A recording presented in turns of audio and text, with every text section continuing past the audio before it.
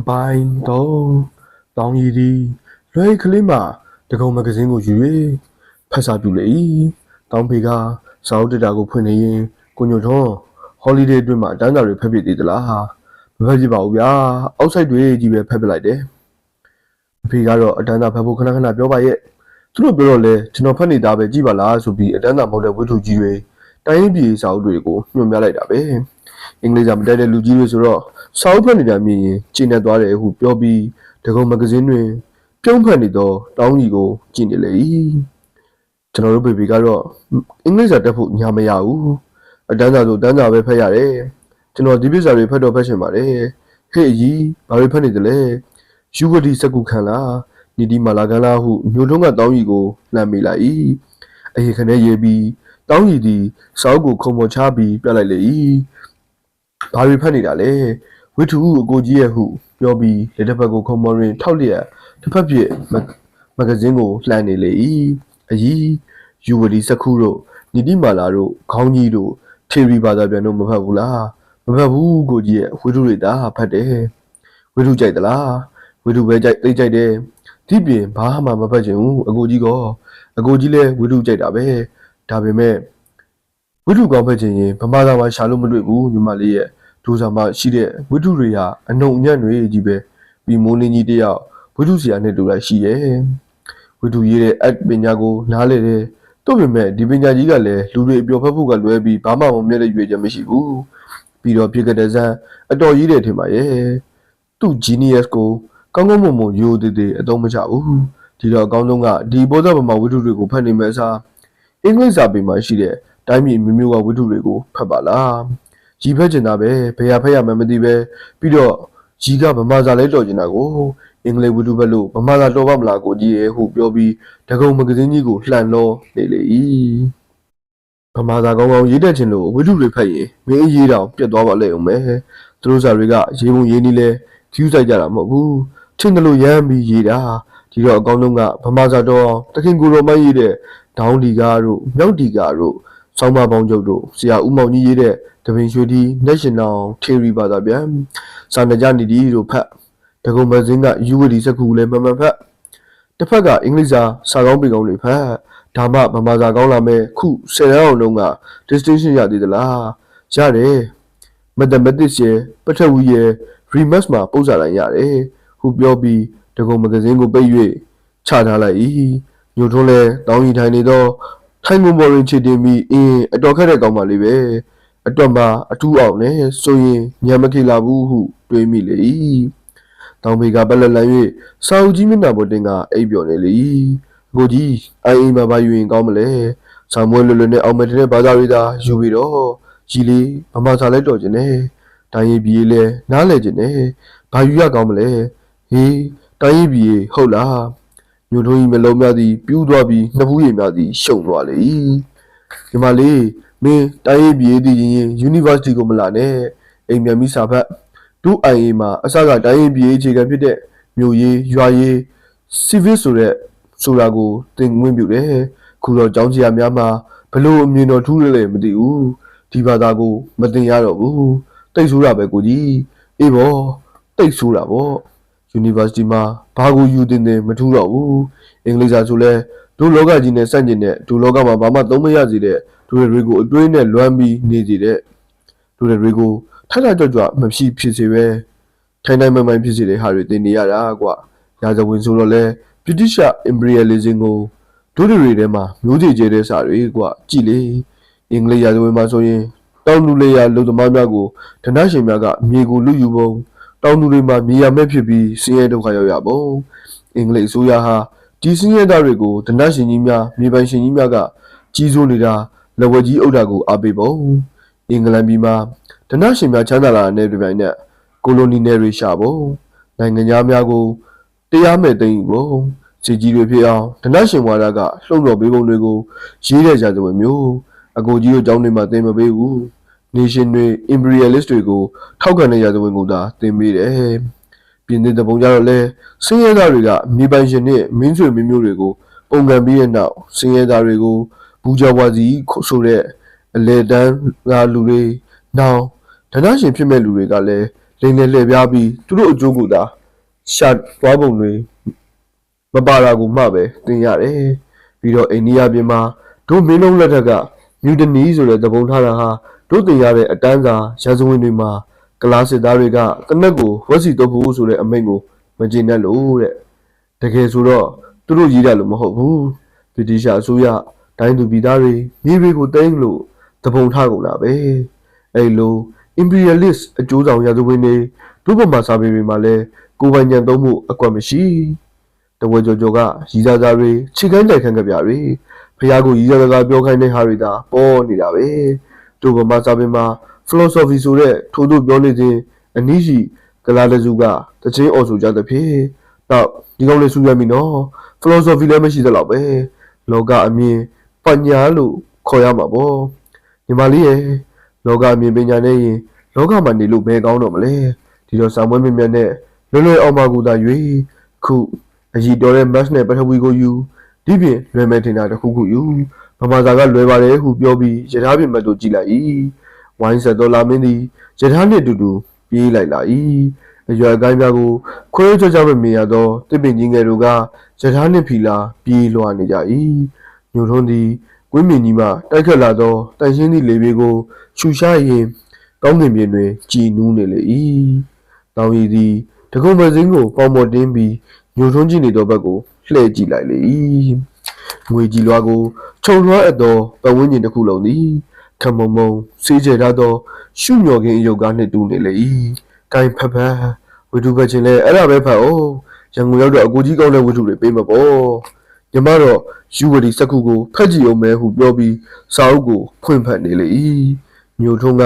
ကျေပြောပြောကောင်းကင်နှင့်တဘောဝါကြီးတွင်ဖောက်ပြန်ကွဲလွဲမှုနဲပုံနှင့်လူလောကကြီးတွင်ဖောက်ပြန်ကွဲလွဲမှုများပုံကိုအံ့ဩတွေးတောနေလေ၏မောင်တန်းမြင့်မှာလွန်ခဲ့သောနှစ်ကမြမသာတွင်ဒုတိယတန်းဂုံလူနှင့်အောင်ခဲ့၍ယခုအခါချက်ကလေးနှင့်ကြက်ဥကွဲပြားသလိုမနစ်ကနှင့်လုံးဝမတူကွဲပြားလာခဲ့၏မနစ်ကတောင်းသားယခုနှင့်လေးပုံတစ်ပုံဆရာကလေးဝါကျူတာတို့မဟုတ်ကျူတာကလေးမနစ်ကဘိုးကေးရောင်ပြောင်အခုခေါင်းပေါင်းရောင်ပြောင်မနစ်ကပတ်မရှူတစ်ခွက်ခွက်အခုဘာရဲရှူဖနက်တစ်ခေါက်ခေါက်မနစ်ကဘိုးလုံးကြီးတပတ်ရည်တလျှော့လျှော့ယခုဘိုးလုံးကြီးအတိတ်ဆက်ဆက်တရွှွန်ရွှန်မနစ်ကကြောင်းတော်စပွဲတို့ကသာဆရာကိုခံရတော့လေယခုနှစ်မှာကပထမနှစ်ကျောင်းသားကျောင်းသူများကပါဆရာနှင့်အခေါ်ခံရလေပြီ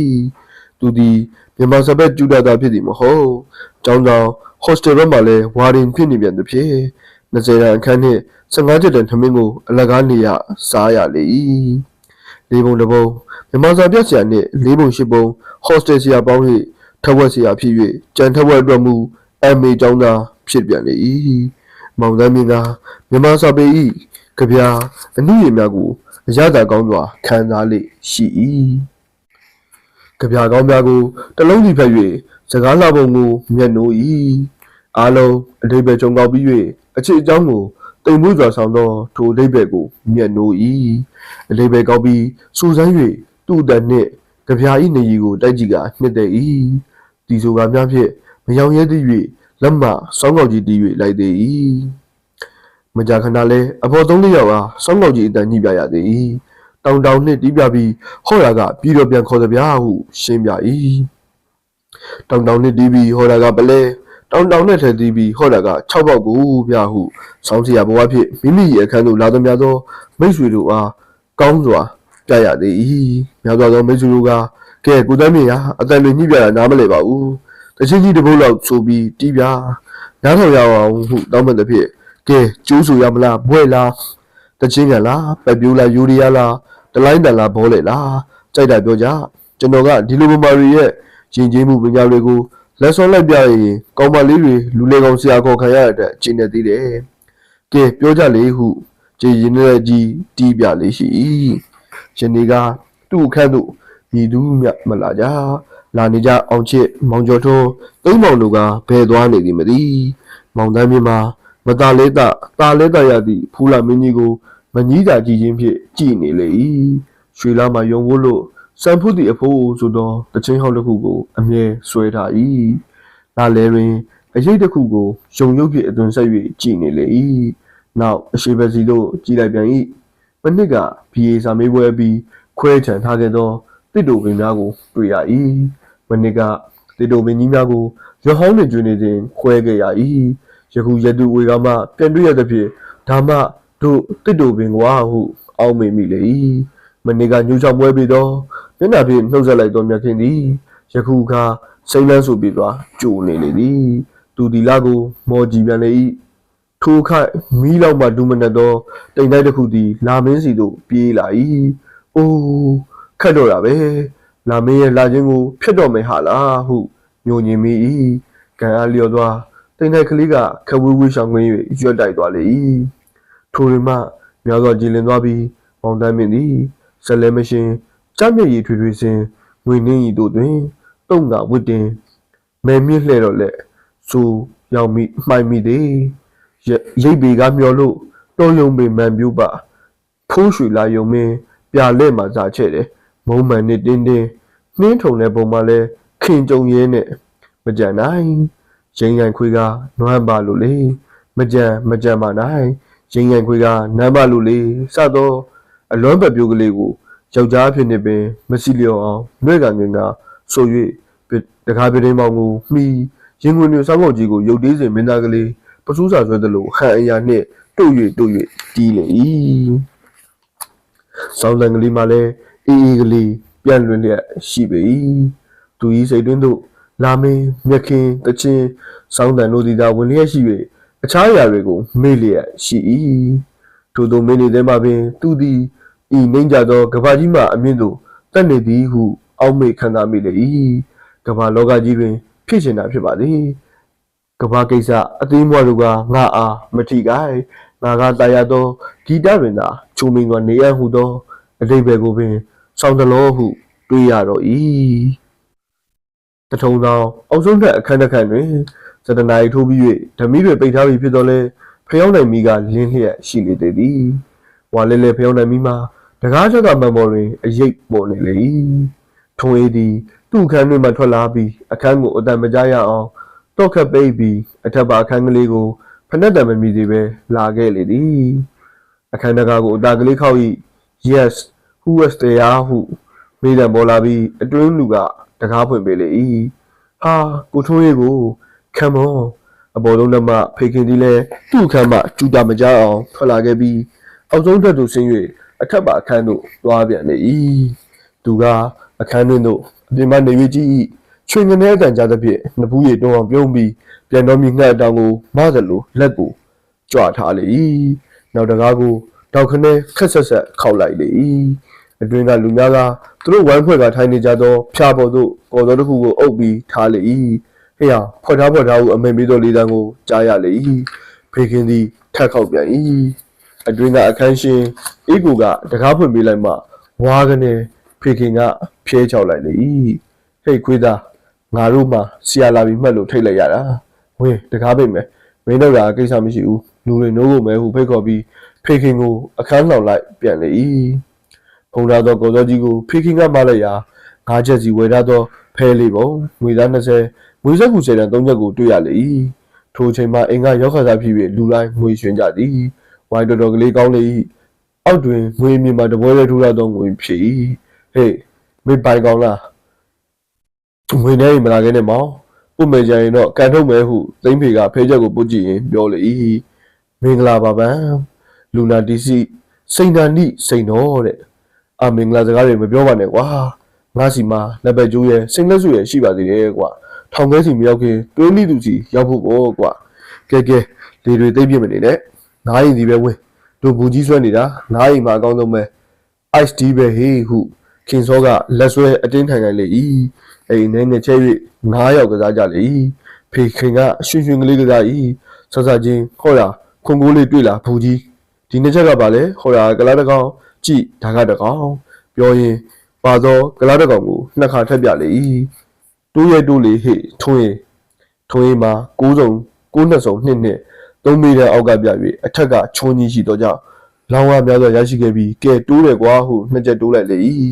ဖေခင်ကကလားလက်ခံကြောင့်အတင်းရဲကကဲကွာတိုးတယ်ဟုဆိုပြီးနှစ်ချက်ထည့်လိုက်၏တိုးပါအောင်လားတိုးတယ်ကွာစသဖြင့်5ချက်စီတိုးပြီးဖြစ်ကြလေ၏ဖေခင်ကကဲမင်းပြောဖဲပြ အောင်မှာရှာရအောင်မယ်ရှာချင်းရှာအလဲပုံငါစားပြီဟောကြည့်ဘူးကြီးဟုအေကိုသည်ဖဲပြ၍အလဲပုံသိမ့်နေ၏ထုံးရည်သည်ဖဲပုံတွင်ဖျားရှစ်ထွက်ပါဗျာရှစ်ထွက်ပါဗျာသူကလေးချစ်မပြတ်တာဖြစ်ရှစ်ထွက်ပါဗျာဟုရှာလျာပထမ6ထွက်သွားလေ၏ဖျားထက်ရှာသောခုနှစ်ထွက်သောကြောင့်ဟူးကလေးတပင်းချပြီး၎င်းမိုင်သွားလေ၏ဖေခင်သည်တိုင်တန်တူနေတောင်းငါစားမယ်ဟုအော်နေ၏ဟေ့အောင်ဖဲပြအောင်ကဲကလားတကောင်ကွာကလားတောင်းမှအရာကြီးလာရောလက်ဟဲဟုဖဲကူလက်ဝါးတွင်လှန်လိုက်ရာတိပုကလေးဖြစ်နေသောကြောင့်အမလေးကွာနှင့်ဖေနှင့်တမန်တလင်းစောင့်နေလေ၏အားလုံးဝိုင်းရကြလေ၏